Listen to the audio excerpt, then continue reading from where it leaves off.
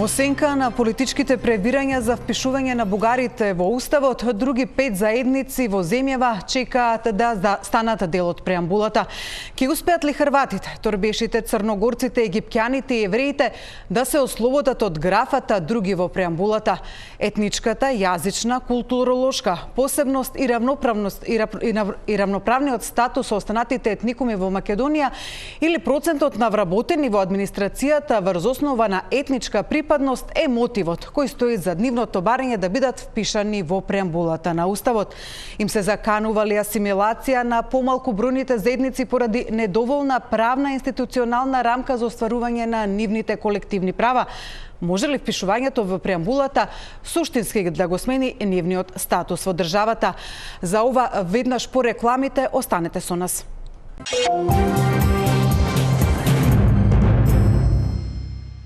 Назад сме во студиото и добро вечер им велам на Рехан Дурмиши од председател на Сдруженијето Културно-научен центар Торбешки мост.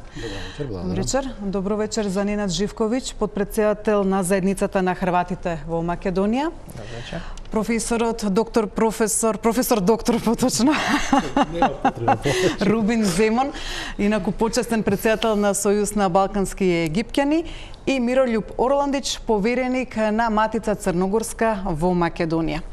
Значи, беше поканети поточно представници на еврејската заедница, но тие денеска се на пат и не беа во можност, така да ќе ги имавме на едно место сите 5 заедници, но тука се 4, се надевам дека она што ќе го кажат ќе важи и за еврејската заедница. На почеток ќе почнам со нешто што кога беше барањето за метнување, впишување во преамбулата на Уставот на овие 5 заедници, вклучително и на бугарската, во јавноста се создаде една теза, да кажам, дека ова се прави се со цел да се овозможи вработување во администрацијата по етнички клуч, нели го имаме законот за правична застапеност. Затоа првото прашање ми е, кој сака од сите, очекувам да одговорите на ова, кој е мотивот на вашите заедници да бидете вклучени во преамбулата на Уставот на Македонија? Повелете? Господине Орландич, повелете. Па добро, моите искуства се базирани на научно истражување што го направивме за положбата, статусот и доселувањето на црногорците во Македонија. И немаме ништо заедничко со некакво вработување по етничка основа. Значи, ние не разговараме на таа тема. За нас е битно. Прво што у нашата анкета утврдивме со нашето истражување, 92% од црногорците во Македонија ја чувствуваат како своја држава. Они се искажуваат како национални македонци, а во етничка смисла црногорци. Македонија доживуваат прецизно како своја национална држава и во нејзе остваруваат сите права. Сега, кога се индивидуалните права во прашање, они ги се задоволни генерално со своите индивиду, али кога се колективни права во прашање, за тоа можеме покасно да разговараме, не се задоволни. Не се задоволни да бидат други и не се задоволни зашто не се спомнати. Оти не се чувствуваат како некое страно тело во државата, они се инфилтрирани во сите сегменти од македонското општество, од науката, образованието и така натаму, и они чувствуваат дека ние како држава треба да имаме амбиент во кој и правна и институционална рамка треба да биде таква за да можеме да си ги оствариме покрај индивидуалните и колективните права. Што се однесува до вработување, ни на крај на памет на ниту еден црногорец не му е да се вработи по етничка основа.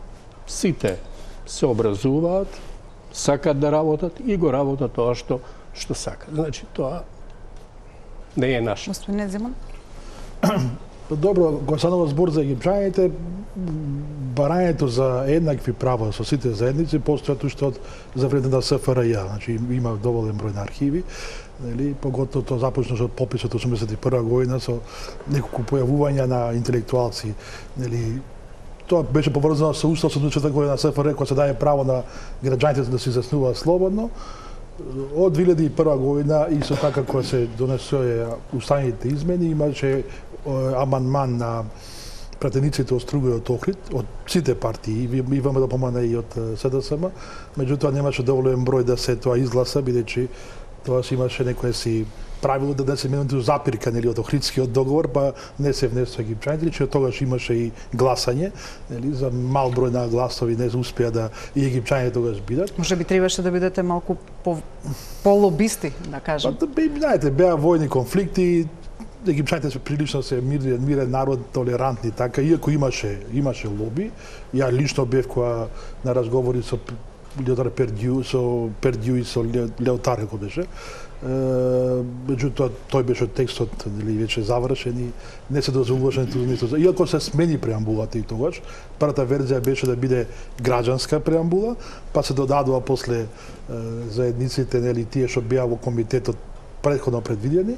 Така да, меѓутоа, уште побитна работа е дека Република Северна Македонија, сега тоа Република Македонија, 1997 ја подпиша, 98 влезе во сила Рамковата конвенција за заштита на националните малцинства при Советот на Европа. Со 2001 година, кога се донесе уставните измени и со внесувањето само на одреден број на заедници, а не на сите, веднаш се даде извештај од Советот на Европа 2002 година дека не може да бидат некој внесени, некој не, или сите или никој. Или можеби се почувствувате дискриминирани тогаш? Не каже тоа хрватското искуство повеќе, така што уште тогаш имаме ние барања, а заедно со црногорците, хрватите и уште други 8 заедници, нели имавме на мрежа за мултикултурно општество и ние постојано тоа можеби Орлов да каже подоцна го потикнувавме. Така да не е ништо поврзано со вработување, го чисто станува збор за, што речи Орландич, колективните права на заедниците и да бидеме недискриминирани и еднакви со сите граѓани. Дали хрватите се почувствуваат дискриминирани кога не беа внесени тогаш во уставот, иако они, ако добро сеќавам, уште од тоа време, значи повеќе од 20 години исто така бараат пишување во преамбулата на уставот. И кој е мотивот? Видете, хрватската заедница ова го бара повеќе од 20 години. Повеќе од 20 години ние се бориме да бидеме примерно наведени во Уставот на Македонија како хрвати, а не како други. Терминот други ние не го познаваме. Меѓутоа ќе направам јас и една друга компарација со хрватскиот устав кој што е најблиску до македонскиот устав и вие имате во хрватскиот устав наведено 22 малцинства. Заедници кои што живеат во Хрватска, меѓу кои се и македонците, и албанците, и бугарите, и црногорците. И Хрватска покажа 2007 година една голема зрелост со тоа што ги наведе сите 22 заедници во својот устав, не дискриминирајќи ни една заедница. И ова и по сите извештаи кои што можеме и се јавно достапни да ги прочитаме, Хрватска го има најдобриот модел на правата на унапредувањето на заедниците кои живеат во Хрватска. Таму немате незадоволна заедница. Сите си го имаат добиено своето право. Друга работа. Од 2007 година е потпишана спогодба помеѓу Македонија и Хрватска за заштита на хрватското малцинство во Македонија и македонското во Хрватска. Согласно таа спогодба македонците се влезени во уставот. Согласно влегувањето на македонците во тој устав, они имаат добиено своји права. Фундаментални права, право на образование, право на културна автономија и софинансирање на културни проекти, право на представување, имаат пратеник во Хрватскиот сабор, во Хрватското собрание, имаат национални совети на општинско, на жупаниско ниво. Ние не бараме ништо помалку од тоа. Да, разбираме дека не можеме да добиеме комплетен реципроцитет, меѓутоа барем да ги добиеме оние основни права кои што ни следуваат. Апсолутно да не стане забудна хрватската заедница не го артикулира ова барање во делот на вработувањата. Хрватската заедница се високо образовани луѓе кои се етаблирани во општеството, кои што се универзитетски професори, кои што самите си имаат изградена кариера. Ние го бараме тоа што го кажа моите претходници, да добиеме минимален сет на права кои што ни следуваат согласно уставот, а нормално под термин други не може тоа да се оствари. Така да убава е оваа работа, убаво е да влеземе, убаво е да ги користиме хрватските практики и да ги имплементираме тука, адаптирани на нашето поднебје. Дурмиши? Благодарам. Значи, за разлика од сите претходни мои соговорници кои што искажаа кој е нивниот мотив, нашиот мотив можеби е дури и малку посилен, затоа што торбешите, освен Република Македонија, сега Република Северна Македонија, па и немаат друга држава, автентична држава. Практично ние сме тука од век и памтивек и можете да замислите, значи, колку е уште по чувството онака изразено дискриминирачко. Да, вие го кажавте тој избор, но јас би го потврдил. Кога имате проблем во сопствената држава да кажете тоа што сте. Најнеприкосновено право, човеково право е правото на самоопределување. Впрочем, јас само би спомнал неколку работи. Република Македонија е мултиетничко, мултиконфесионално општество. Тоа подразбира дека треба да се гордее со одредени други малцинства кои што живеат, затоа што ние сепак сме една мала држава и нашето богатство од различности, ако не има повеќе различни, толку државата би била побогата и затоа мислам дека државата треба обратно да ги заштитува помалите етнички заедници и тие што сме директно внатре тука од век и памтивек, но и сите останати за да може и на тој начин да напредува. Јас само сакам да се надоврзам на колегите, да се заблагодарам затоа што Хрватска многу лесно го реши тој момент и мислам дека сега е правиот момент Република Северна Македонија да се надмине себе си, да исчекори еден позитивен чекор, да може уште овие неколку заедници кои што останаа, а сме други, да не бидеме други, да си бидеме тоа што си сме. Тие да си бидат хрвати, египчани, црногорци, ние да си бидеме како што си сме и торбеши и на тој начин и државата многу ќе добие и верувам дека многу лесно ќе се олесни и процесот на придвижување кон Европската унија, затоа што сега кога ќе почнат преговорите, се надевам многу брзо, ќе почнат со поглавието 24 и 25, значи во делот на човекови права, етнички права, во делот на унапредување на другите права. Со тие поглавја ќе почнат и тие ќе бидат последните што ќе се заврши процесот на преговарање. Значи затоа замолуваме, апелираме сегашните политичари сите, затоа што знам дека и јас сум бил дел од парламентот, знам дека ова мора да се реши со уставни измени кои што подразбираат двотретинско мнозинство, 80 или повеќе пратеници. Мислам дека сега тука не треба многу да се полемизира во тој дел. Напротив, сите треба да смогнат сили да се издигнат над себе, да и помогнат и на државата, да ни помогнат и нам, а ние после ќе помогнеме исто така на државата. Вие споменавте број на заедници, ги споменавте Хрватскиот устав со 22, се ви извадив од Заводот за статистика по последниот попис од 2021. Освен наброените во преамбулата делови од народи или заедници, наброени се околу 40 останати. Верувам дека сите тие не сакаат. Тука има, например, 5 шпанци или не знам, тоа се представам дека луѓе кои како странци живеат тука, но сепак има импозантен број на заедници кои, значи, луѓе со друго етничко произнесување кои живеат во Македонија. Кој е тој модел, еве хрватскиот, например, кој би можел да биде приметен на Македонија, освен овие 5 заедници? Господине Орландич, вие сте исто и председател на мрежата, да, мултикултурно општество, каде што се членови 9 заедници. Дали може да ги кажете кои се и дали и тие би побарале, освен овие 5, значи кои веќе ги споменав и кои веќе се, значи, имаат побарано да влезат во преамбулата на Уставот, би биле и тие заинтересирани да влезат и доколку би можела да оди таа бројка во Македонскиот Устав?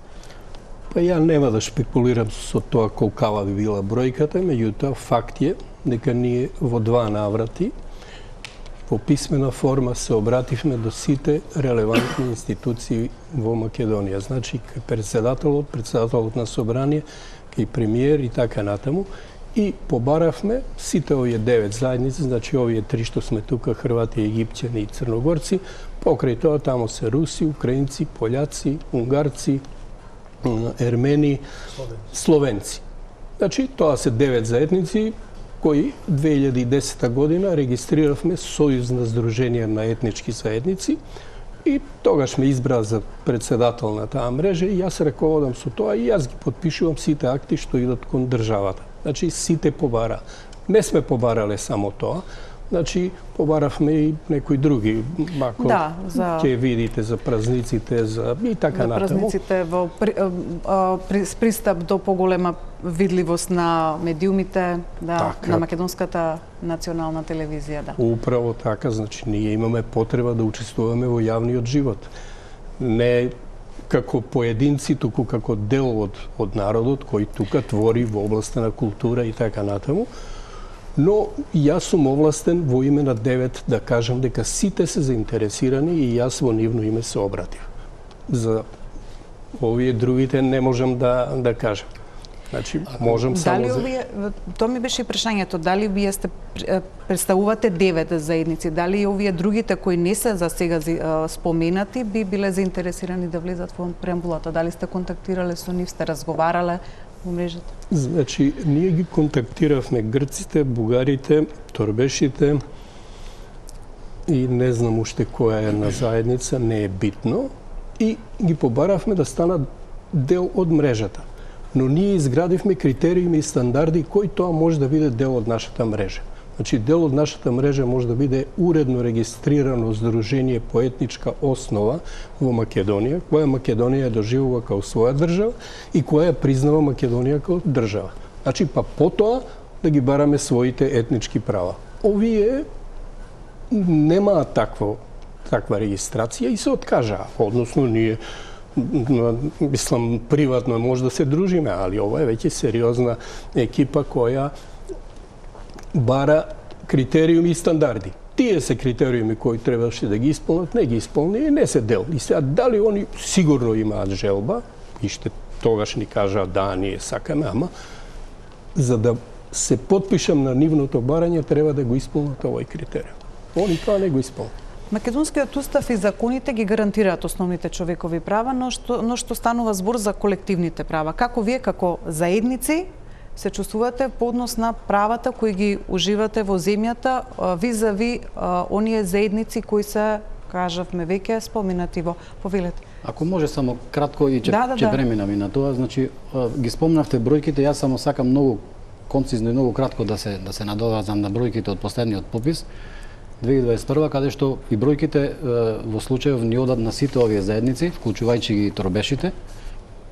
Ако се раководиме по бројките, на пописот 2021 торбеши имаме 4174, бугари има 3504, египчани 2406, хрвати 2145 и црногорци има 1023.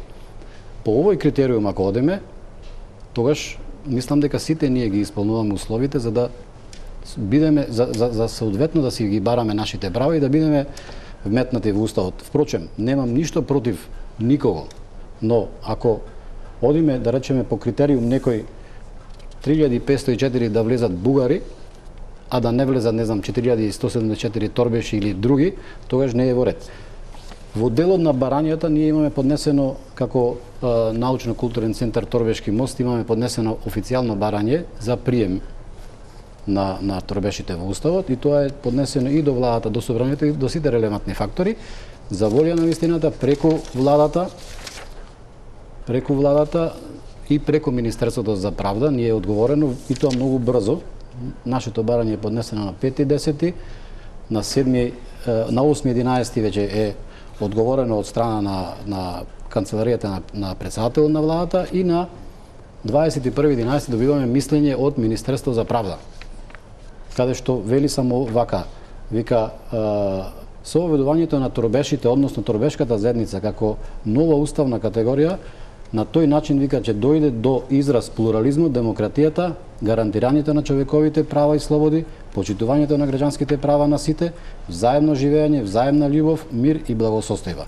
И мислењето во мислењето вика дека ќе следуваат сугестии кои бараат посебен третман во нашето законодавство и сето тоа бара вклученост на сите страни во процесот. Ова подразбира дека ние еве како торбешка заедница, јас и од тука сакам да апелирам, имаме и луѓе, и кадри, и капацитет. Сега ќе се отворат можноста за изработка на амандманите за новиот устав и преамбулата, значи ние како торбешка етничка заедница се нудиме, имаме искусни правници, имаме искусни адвокати, имаме искусни судии кои што сега се и во пензија, се нудат да помогнат и во овој процес за да може полесно да се изработат тие амандманите и ние да бидеме дел од тие амандмани. Кога сме на оваа тема имам едно подпрашање на вас, дали со впишувањето на торбишите во преамбулата на Уставот, очекувате и оние кои се изјасниле на пописот како македонци муслимани или само како муслимани да преминат или поточно понатака да се идентификуваат со торбишите. Со тоа бројката би се искачила на околу, според бројките што ги гледав, околу 6 до 7 илјади. Дали очекувате и такво нешто? На почетокот кажав дека се работи за сензитивно прашање и лично прашање, затоа што луѓето имале право да се изјаснат, а предпоставувам, него сигурен сум дека и тие што се попишале македонци муслимани, и тие што се попишале само муслимани, тие се дел од оваа заедница.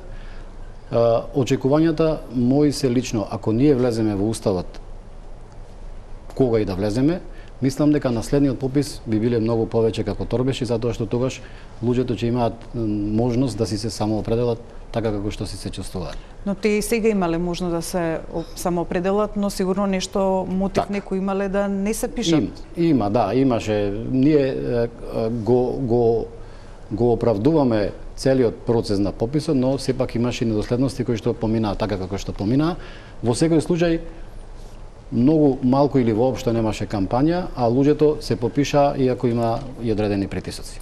Ке се вратам на прашање кое го започнав, господине Живковиќ, еве на вас. Македонскиот устав овозможува, значи, индивидуални права по сите основи и законите, но што е со колективните, особено на вашите заедници кои нели сте под графата други во споредба со другите заедници. Тука го одначам ова прашање бидејќи нели колективните права голем во различни анализи и истражувања на здруженија кои се занимаваат со помалку бројните заедници се навидува дека помалку бројните заедници се жалат дека колективните права не им се исполнуваат целосно како што би требало.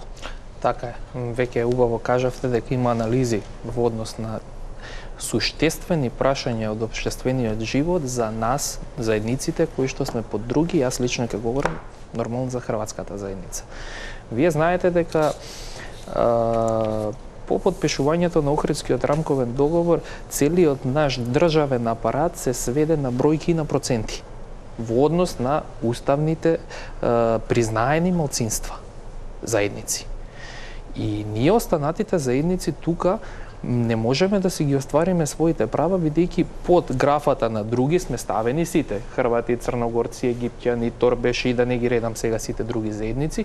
И тоа директно задире во нашите фундаментални права во однос на образование, во однос на остварување на правото на култура. Кога говорам правото на култура, говорам на финансирање од страна на државата на проекти кои што се директно поврзани со културната автономија на хрватската заедница. Да, ние имаме среќа што 2007 година се потпиша спогодба помеѓу Хрватска и Македонија за заштита на хрватското и македонското малцинство во Хрватска и во Македонија, па согласно таа спогодба се опфатени сите овие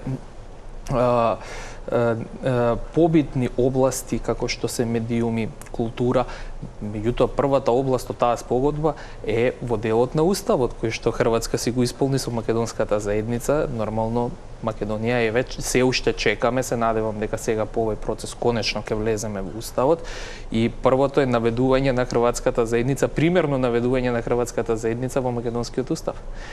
Тука го добиваме и оној момент на застапеност на јавниот сервис, застапеност на хрватската заедница и во одредени сфери, не само на културно, тука збориме на културно-политички живот.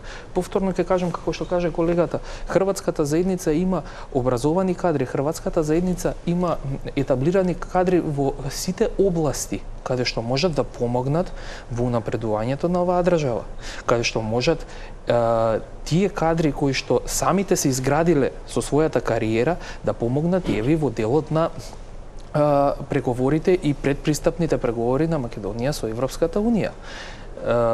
Реално ние поблизок пријател од Хрватска немаме. И тоа е докажано и покажано. Значи, Хрватска е искрен пријател на Македонија и во евроатлантскиот пат и не поддржува, добиваме поддршка буквално на сите случувања што се битни за нашата држава. Значи, Хрватска, покрај тоа што ни е најголем лобист, Хрватска спроведува и 15 твининг проекти кои што им помага на македонските институции, им помага на македонското општество. На крајот на денот помага и со кадри. Еве знаеме дека главен советник на вице-премиерот Маричич е господинот Дровњак, кој што ги водеше преговорите на Хрватска со Европска унија за директно да помогне, и поискрен пријател ние немаме. И сето тоа ние мора да го валоризираме. Сето тоа Хрватската заедница е, ајде да кажеме, еден мост помеѓу Хрватска и Македонија. И ние секогаш кога работиме, знаете како, ние Македонија се чувствуваме како своја држава. И ние секогаш работиме за добробит на оваа држава, за добробит на Македонија. Ние само може да помогнеме во овој процес. И еве, уште еднаш апелирам до политичките авторитети да ги искористат кадрите на Хрватската заедница, да ги искористи нашиот потенцијал, кој што сигурно ќе биде само од голема помош. Господине Земун, каков е статусот на египтјаните во Македонија? Па добро, значи... Ова ве прашувам, бидејќи има, значи, пред пописот и околу изборите има дека се врши асимилација, дека се прават такви обиди, дека се бројката не е таа која се представува. Имаше порано такви обиди и се уште има. Значи, една од главните, што за жал не го спомнат другите колеги, ја ќе го спомнам, една од главните пепреки што ние другите ги имаме во однос на тие се сомнуваат, дека се негира идентитетот. Нели, кога ќе појде, не знам, египчан, ќе каже, не постои такви, било каде, да вади извод на родени, на пример, да води, ќе му каже египчанец, не постои, тако каже нешто друго. Сигурно тоа го имат и торбешите, црногорци го имаат тоа со србите, нели, тоа е проблем. Значи, прво им се негира идентитетот. Им кажуваат веднаш, дури во администрација, не сте признаени. Значи, а во Македонија нема признаени и непризнаени заедници, има неспомнати, има спомнати и неспомнати.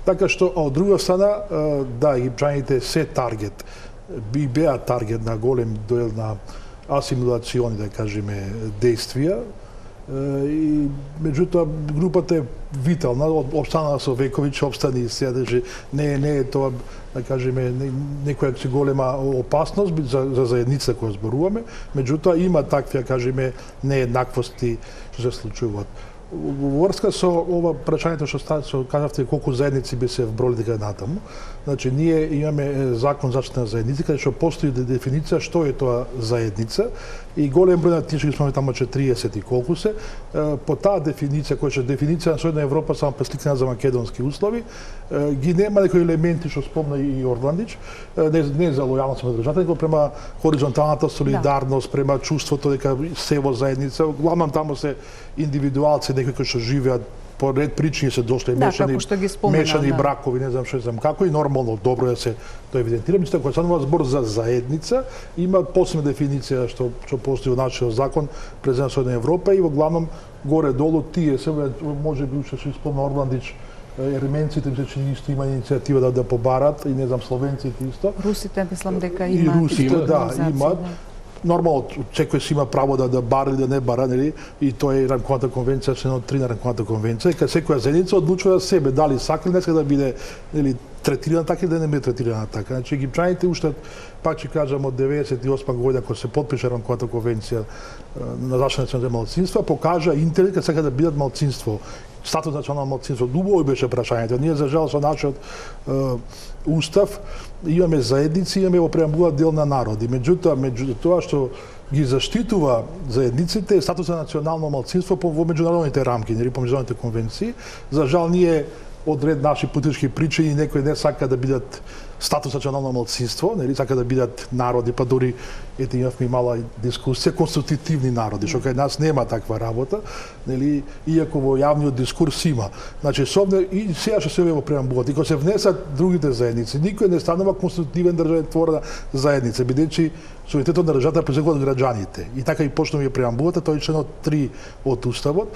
Значи ништо нема да се смени околу конститутивноста на државата, бидејќи ниту една заедница и сега, а и другите нема да бидат конститутивни.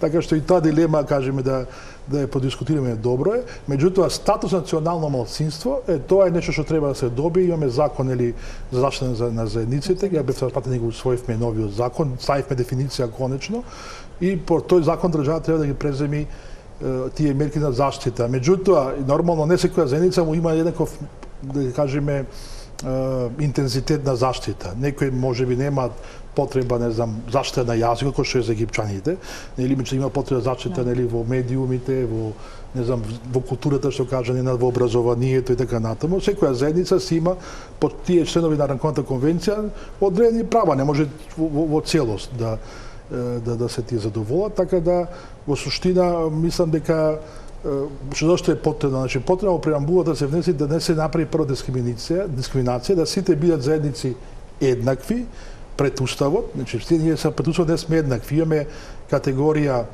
нели македонци, имаме заедница поголема од 20%, имаме заедници споменувани во преамбулата и имаме други. Значи тези категории на граѓани имаме во државата во моментот, што можеби во практиката се, тоа не е пишува во устав или во закон, него тоа е во праксата и тука се јавуваат голем број на проблеми во секојдневието. Господине Орландич, дали може да се настане една тивка асимилација, еве да кажеме на црногорците во Македонија, доколку не влезат во преамбулата? Тоа претопување. Не дека некој ќе ги присили, туку претопување со тек на времето, црногорците едноставно да се почнуваат да се декларираат поинаку и да се загуби таа заедница. Па не знам, веројатно сте ја виделе нашата анализа, која јасно кажува следното. Ако сме биле 5000 пред 30 години, а сега сме 1000, јасно ви е дека тоа не да е асимилација, него одење во други групации. Значи, што станува збор? Ако е некој како бошњак признат со уставот, има право да биде вработен, а е по потекло од Црна Гора и се искажал као црногорец у претходниот период, сега од прагматична причина станува бошњак. Ако некој е црногорец и се кажува црногорец, ама како србин може полесно да се вработи, он ќе каже дека е србин. Значи, од таа причина постои дел од црногорците отишол во сосема друга заедница, дел ја асимилиран, значи, веројатно, така е, природно се случува. Али, ние сме 5 пати намалени за 3 децении. Сметате дека пишувањето во преамбулата, влегувањето во уставот ќе го запрета? Па наравно. Тогаш сме еднакви со овие што ги спомнувате. Ако се спомнуваат и срби и црногорци, зашто се не би спомнуват хрвати, египчани, не знам, торбеши. Што е проблемот да бидеме сите и онда секој слободно да се искаже што е. Ќе ви кажам конкретен пример. Че го сметате и како заштита на вашиот етникум, идентитетот? Па наравно. Знаете, на пописот пред овој, мене лично ме попишуваат. И ме прашуваат што сте вие по националност и ја кажувам црногорец. И она ми вика, пишете се србин, тоа го има у графата. Вас ве нема у графата, да заокружам само. Значи, да не ви раскажувам вториот дел од случката, меѓутоа јас си понудив она да се пише българка. А тоа не може. Значи, имаме разни аршини. Значи, ако имаме критериуми и стандарди, ако имаме амбиент во државата во кој сите ќе бидат признаени, нема потреба да збориме за асимилација или преоѓање од една екипа од друга. Значи, многу е едноставно. А нашата бројка тоа го кажува.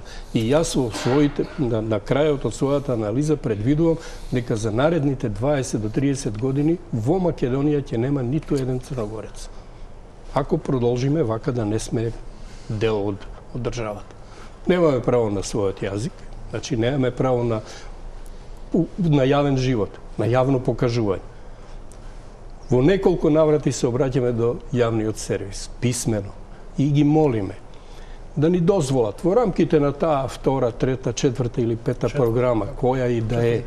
Значи, во тие рамки да направат емисија од мултикултура.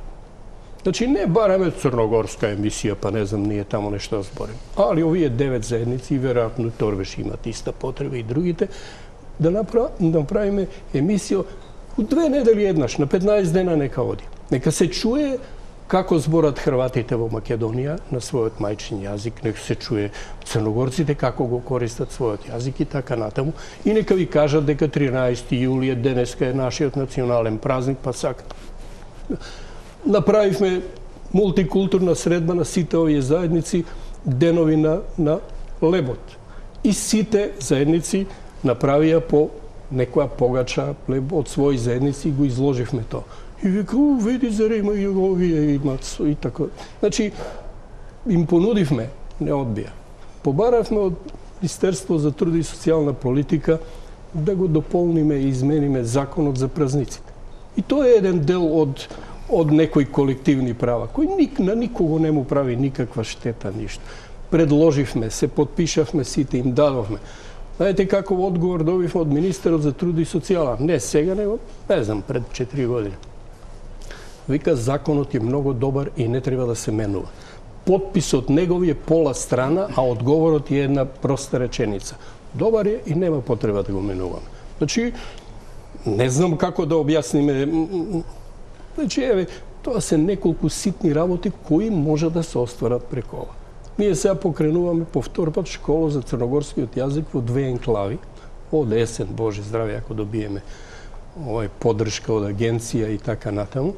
Сакаме да ги активираме црногорците од Охрид кои се 5-та, 6-та и 7-ма генерација доселеници у Македонија, кои не го зборат својот јазик, не го познават, не ја знаат културата. И сакаме да ги вклучиме и децата, ами и возрастните, да бидат дел од школото, заедно да ги изучуваат јазикот на своите предци. Мислам дека тоа на никого нема да му пречи од државата. Покрај македонскиот, кој сите го користиме и дома, и на работа, и секаде, еве тоа се неколку ситни работи кои не барат од никого никаков ангажман, не барат пари. Им рековме у телевизија, не бараме вработување на наши спикери, не знам, новинари. Од вашиот кадар. Посетите ги заедниците, 3 овој месец, 3 наредниот, 3. Направите една емисија, покажете го мултикултурниот склад во Македонија. Ќе се изненадите кого се. Им понудивме хрватската телевизија, ги замоливме заедницата на хрватите да ни помогне во осмислување. Хрватите имат прекрасна емисија Призма, имат емисија за малцинството, исклучително. Тој модел само да го применат, ништо не измисливме топла вода. Ете, тоа е конкретно. Дали со впишувањето во преамбулата ќе побарате и делегирање во Комитетот за односи меѓу заедниците и што тоа конкретно ќе значи за заедниците? Така, во моментов како што е поставена работата, комитетот е 7 и 7 македонци, 7 албанци по еден од другите. 5 по 1, да, и 5 по 1. За нас минорно е тоа прашање, реално. Значи, ние најглавно и најкруцијално прашање за нас е ние да влеземе еднаш во преамбулата на Уставот, да можеме да си ги оствариме и индивидуалните и колективните права. Моите соговорници преска кажа во делот на индивидуалните права, но оваа држава треба навистина да размисли и во тој дел. 2 работи само би кажал. Прво е дека согласно членот 32 од Уставот на Република Северна Македонија, вика секому под еднакви услови му е достапно секој работно место. Сега тука е јавно прашувам, дали на секој во оваа држава му е достапно секој работно место? Сигурно дека. Со оглед на балансерот, не? Со оглед на балансерот и со оглед на сите овие други збиднувања, да не зборам плюс политиката што е навлезена длабоко, ама конкретно зборам за првиот дел, значи тоа е дури невозможно. Дури студент да побара стипендија има проблем, затоа што ако се декларира Торбеш, египчанин, Хрват, Црногорец или некој друг што не е во Уставот, нема шанси да добие. Мора да биде нешто трето, она што го кажа професорот, за да може да аплицира. А после дали ќе добие, тоа е веќе друга работа. Затоа за нас овој дел е стварно ирелевантен. Многу е важно ние да си ги оствариме нашите права кои што ни следуваат, а после тоа дали моделот ќе се прошири комитетот за односи меѓу заедниците, не знам, од 21 на 26 и 7, тоа е прашање на некоја друга на некои други техникали, но мислам дека многу важно и за нас и за сите други останати што се да си добиеме име, за да може ние да ја помогнеме и државата да ни помогне, но и ние да ја помогнеме државата. Така ќе бидеме многу помотивирани, затоа што нашите истражувања и нашите сознанија се дека голем дел од торбешката етничка заедница, посебно млади, образовани кадри, си одат од оваа држава, меѓу другото и заради можноста која што не може да се остварат тука. Тука ќе направиме мала пауза за реклами, виднаш се враќам и со вашата забелешка.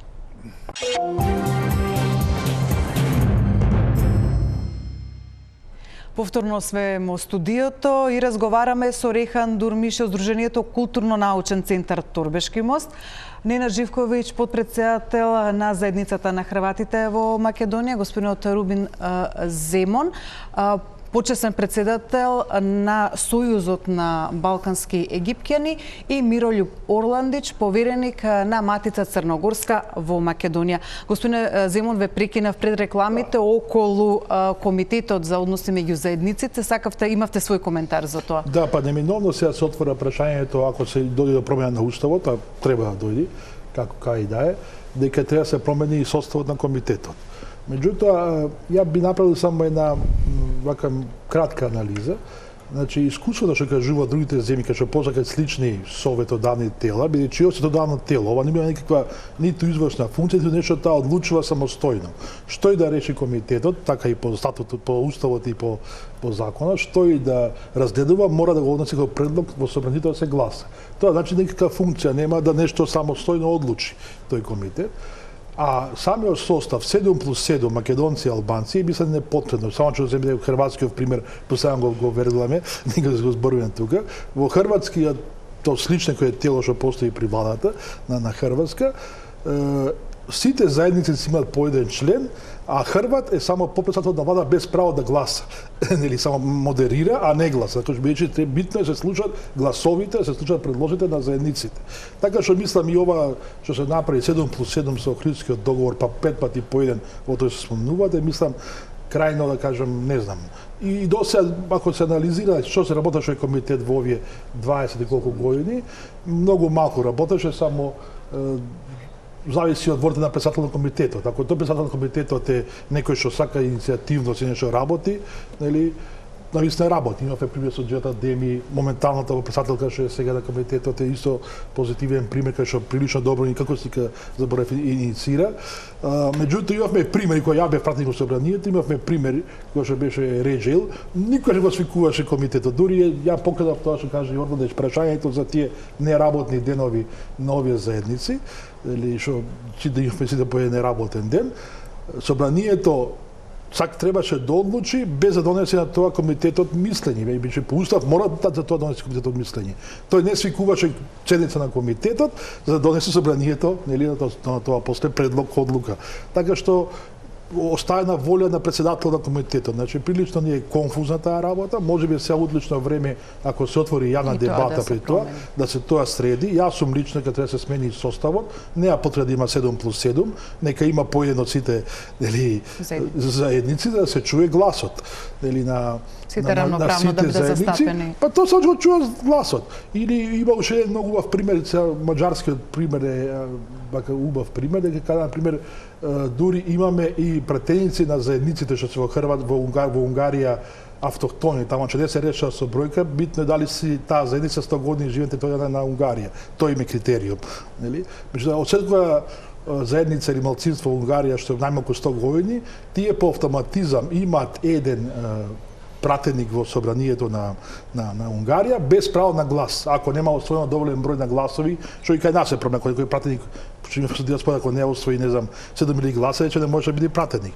Меѓутоа таму го решиле поинаку од заедниците дека тој ќе биде пратеник, ама нема право да гласа, само има право да предлага, да дебатира на предадени седници, така натаму. Важно се слуша гласот на таа заедница во Унгарија. Иако ама избран, сепак има највеќе гласови од таа заедница, не доволен број на гласови има. Така што мислам дека да се направи добро и за нашиот комитет, бидејќи да биде функционален, меѓу да биде и ефективен, тоа што кажува и Орландич, ефективност во јавниот живот. Ете тоа така се постигнува. Морам да ве прашам дали постои дискриминација кон членовите на вашите заедници поради тоа што се членови на вашите заедници. Еве споменувате при вработување, но дали има отворена ваква дискриминација или тоа се поединечни и спорадични случаи? Еве господин Орландич, од вас свака ќе го свртиме кругот, би сакало сите да слушнат. Не, проблем значи имаме. Ќе се вратам да ви одговорам, али за комитетот сакам да ви кажам дека кај нас функционира системот, кој е на чело на комитетот или на некоја комисија, од него лично зависи дали ќе комуницира со нас. Додека беше Джева Дадеми, 2 пати ни даде шанса да говориме во рамките на комитетот за нашите потреби за учество во јавниот живот и така за положба и статус и така натаму. Сегашната председателка Арбане Пашоли е исклучително образована млада жена која е толку од акција. Со една размена на мејл ние бевме на разговор кај незе и она направи посебна седница на комитетот посветена на сите наши заедници и бевме присутни. И добивме поддршка од 11 членови на собранието. На комитет. Кои се и практично и пратеници. Да. Значи, од човекот кај нас зависи се. И еден локален пример, овие комитети за односи меѓу заедници постојат и на локално ниво.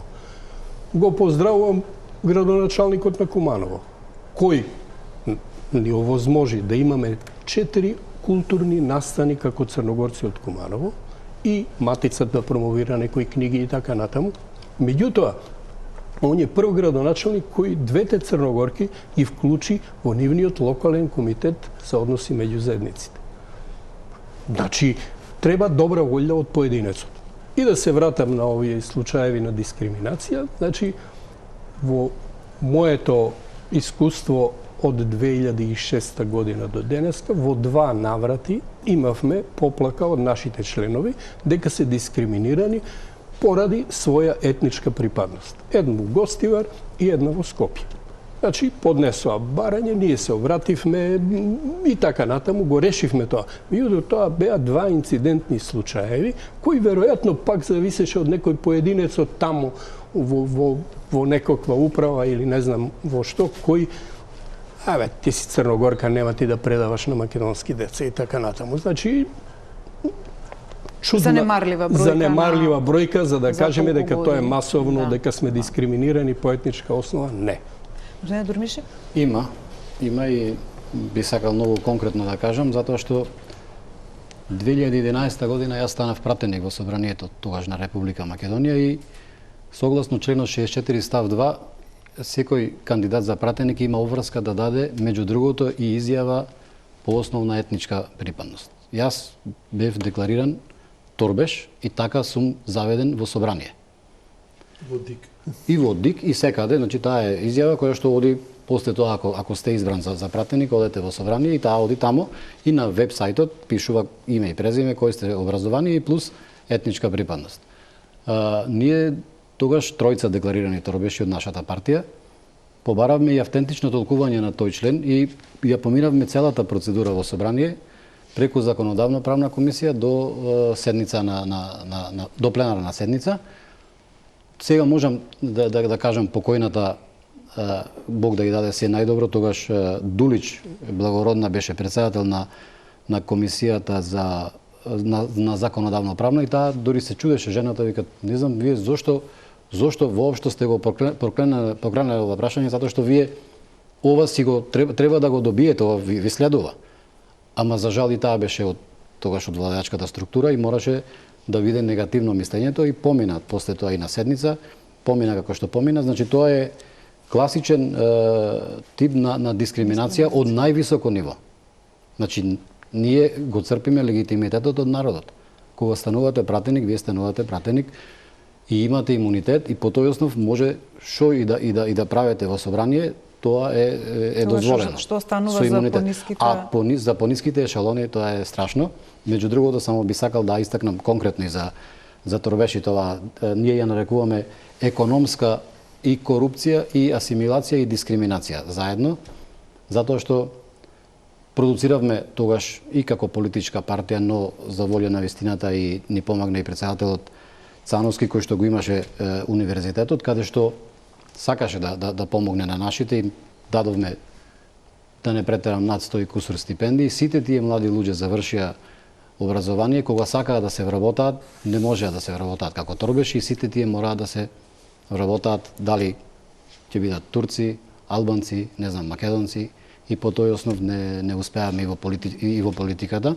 Затоа викам дека што поскоро се решат овие проблеми и што поскоро торбешите, но и сите други заедници кои што имаат интерес и сакаат и имаат можност да влезат во уставот, мислам дека ќе биде надминато и овој дел, а при тоа пак ќе потенцирам државата многу ќе добие. Дали е забележано кај хрватската заедница дискриминација по основ на етничка припадност? Не, значи хрватската заедница ги гаи симпатиите и на македонскиот, и на албанскиот народ, и на другите етнички заедници. Значи, ние како хрвати сме добро прифатени во ова општество. Ние како хрвати, каде и да отидеме, дали се работи тоа институција, државна или на било кое место, со самото тоа што сме хрвати, ние сме прифатени со отворени раце. Меѓутоа, тоа што кажа и моите претходници, во оној дел каде што треба да добиеме некои права, еве пак ќе го споменавте тој претходно ги кажувавте. Да, и моментот со балансерот. Значи, нашите кадри, припадниците на хрватската заедница не можат да си го остварат тоа право и да им дадат квалитет на институциите. Мораат или да се пишуваат под друга националност, или едноставно мораат да најдат некој друг пат. Тоа е моментот кој што ќе се надмине со внесувањето на овие заедници, хрватската и другите заедници во уставот. Ќе добиеме на квалитет, а не на квантитет во институциите. Значи, нашите кадри се квалитетни кадри и добро прифатени, европски образовани, и тука мислам дека ќе го спречиме и оној момент на, хајде да речем, притаена дискриминација. Каде што не можеш да влезеш во некоја институција, не можеш да си го оствариш тоа право само затоа што етнички припаѓаш на некоја заедница која што е заведена под други. Не е ставена во преамбулата на уставот. Ќе го надминеме овој момент со уставот, со внесувањето на другите заедници во уставот на хрватската заедница и останатите, и мислам дека тоа ќе го решиме на еден прагматичен начин. Дискриминирани се египтјаните во Македонија? Добро, значи да разликуваме, значи кај нас не постои системска дискриминација, значи системска, да, тоа е констатирано од многу меѓународни институции дека во Македонија не постои системска дискриминација по тој основ. Ова што рече Живковиќ, постои прикриена или индиректна дискриминација и тоа што е надлежно се остава на поединци, тоа што кажавме со Орландич. Ете и мојот пример, ја имав личен пример како и Дурмиши, кога бев пратеник, мене не ми дозволуваше претседателот Талат Џафери да гласа по Бадентер, иако уредно египчан е пријавен во ДИК или во собрание на веб-сајата и не ми дозволуваше да гласам по Бадентер. Дури понесов толкување, нели, тоа беше мислената Десковска Министерство за правда, тоа помена на влада дека треба да се дозволи, меѓутоа не стигна на седницата, се распише парламентот, баш таа седница која, не стигна точка на дневниот ред, бидејќи че се распише парламентот, меѓутоа тоа што е добро, сега гледам дека баш имаме Белкиза, така ли, како се вика, гледам дека таа веќе гласа по Бадентер, че ни се дозволува. Значи, можеби директно таа битка не ја извојувавме, че индиректно се поправи, барем од Талат Џафери гледам дека се поправи. Или јас исто имав прилика да бидам исто советник на премиерот, така што директно како поединец немаш дискриминација, меѓутоа во пониски слоеви индиректна дискриминација постои. Никогаш во документ тоа не е запишано, се ова што кажа Орландич, што имавме еден пример каде што баравме неработни денови, па ни се подпиша закон ни се доволаче, бирајте од која заедница да славите неработен ден. Значи тоа беше со шеда и директен ова одговор. Така што мислам дека и тоа што кажа и Живковиќ, дека апсолутно со внесување во преамбулата и ова индиректна прикриена дискриминација ќе биде на некој начин ублажена. Иако немато да исчезни, ја верувам дека и за македонците има дискриминација, за албанците, за турците, меѓутоа ќе се ублажи, степено ќе се ублажи.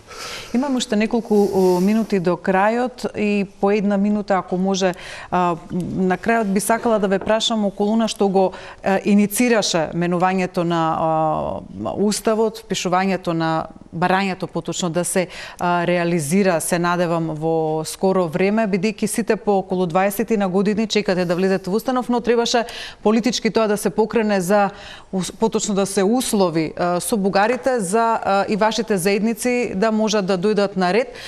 Со години бевте на сите промени на уставот, како да кажам, некако ставани на страна од политичарите, секогаш имаше нешто поважно, да не се чепка уставот, имаше други услови. Како ви гледате на тоа во ваков политички контекст сега да дојдете до она што толку време го баравте, да не биде вашето испочитувано како прво, туку и што мене навистина ми боде очи, што сега токму овие заедници кои толку време чекаат да влезат во уставот, сега се користат, да кажам, како аргумент плюс за дека треба уставот да се отвори и да се вметнат заедниците внатре. Иако тоа се бараше 20 години, да бидеме искрени.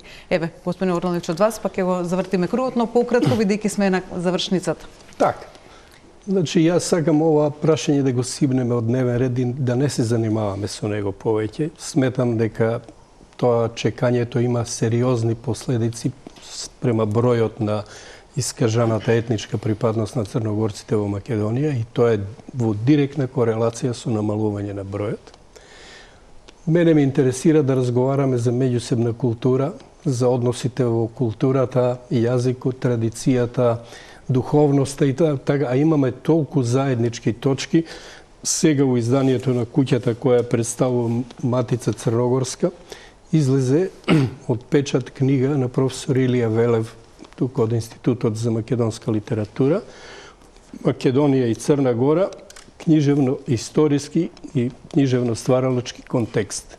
Ако ја прочитате, а ќе ви ја поклонам, да памтите дека сме биле во вашата емисија, ќе разберете колку сме блиски и заеднички народи, колку имаме тоа нешто што не поврзува во историјата наназад, само треба да го почитуваме. И ако се почитуваме меѓу себе, ова прашање треба да го заборавиме како некоја темна дупка што постоја. Господин Дурмиши? Сега е, мислам, навистина правиот момент, вистинскиот момент, државата да смогне сили, да ги вметне и овие луѓе кои што се тука присутни, како што кажав и на почетокот, посебно за торбешката етничка заедница, ние немаме друга држава. Ние за оваа држава све сме дале и очекуваме и таа нам да ни возврати, така да со вметнувањето на торбешите во уставот на Република Северна Македонија, државата само ќе добие. Ќе добие и во економска, и во делот на унапредени права, во делот на мултиетничност, ќе се спречи иселувањето, што е многу голем проблем генерално на целата држава, затоа што страшно е, низ цела Македонија нема луѓе. Јас идам од еден мал крај, таму веќе повеќе од половината луѓето ги нема од Мавроско-Реканскиот крај, така да ако успее државата да не вметне и нас торбешите, мислам дека ќе го запре и овој тренд, ова позитивна дискриминација и мислам дека ќе успееме сите заедно. Господин Живковиќ, требаше да дојдеме до условување вакво од надвор за да конечно хрватите после толку барање влезат во уставот? Видете, ајде малце контекстот со бугарската заедница да го тргнеме на страна. Да, јасно е начинот на кој што издействува да биде во уставот е таков каков што е. Меѓутоа, видете, работите кои што условно кажано ги ставате под тепих и кога нема да си ја завршите својата задача на време, се случува ова што ни се случува денес. Значи, оваа работа требаше да се случи многу порано. И во нормално развиените демократски општества оваа тема не е предмет на дискусија. Бидејќи се прифаќа за едно општо колективно добро за секој да може да си искаже она што е и она што припаѓа. Да не биде под фусноти, под посебни графи, цртички и така натаму и така натаму. Дали доцниме? Да, доцниме, меѓутоа никогаш не е доцна. Еве време, еве дојде на веројатно примерно време, можност конечно да го исправиме тоа, се надевам дека ќе го исправиме за општо добро, за добробит на државата. Нажалост условени сме заради нашиот европски пат, меѓутоа што е тука е, ситуацијата не може да се промени, треба да видиме, да најдеме модалитет како ова да го премостиме и да идеме напред. Па имајќи го предвид искуството во Хрватска и Србија имаше едно слично искуство со романците и другите земји, кога почнува преговорите, ние бевме спремни дека кога ќе дојде погледот 23 да се отвори, дека ова прашање ќе прво што ќе се отвори, имајќи го предвид сите тие извештаи на со Централен комитет на рамковата конвенција. Жалосно е што овој контекст не се случи со францускиот предлог, со бугарската прашање, да кажеме, на бугарите, и ова, за жал, добија кај друга конотација. Меѓутоа, мислам дека ќе се најде некој надпартиски консензус за доброто на нашата земја, да го фатиме европскиот пат. За мене приоритет е европскиот пат во секој случај, и јас таму стојка без уставните измени се направат, европскиот пат ќе не биде блокиран. Така што мислам дека треба да спомнеме сите сили да се направи уште овој голем исчекор за нашето општество. Ви благодарам на учеството. Навистина, искрено се надевам дека многу наскоро и не само вашите заедници, еве еврејската која исто така ја споменавме, но не беа во можност да бидат тука, и другите кои сакат ќе бидат дел од македонскиот устав, и сите ќе бидеме на една равноправна основа, недискриминирани. Ви посакувам да останете со програмата на Телме понатак.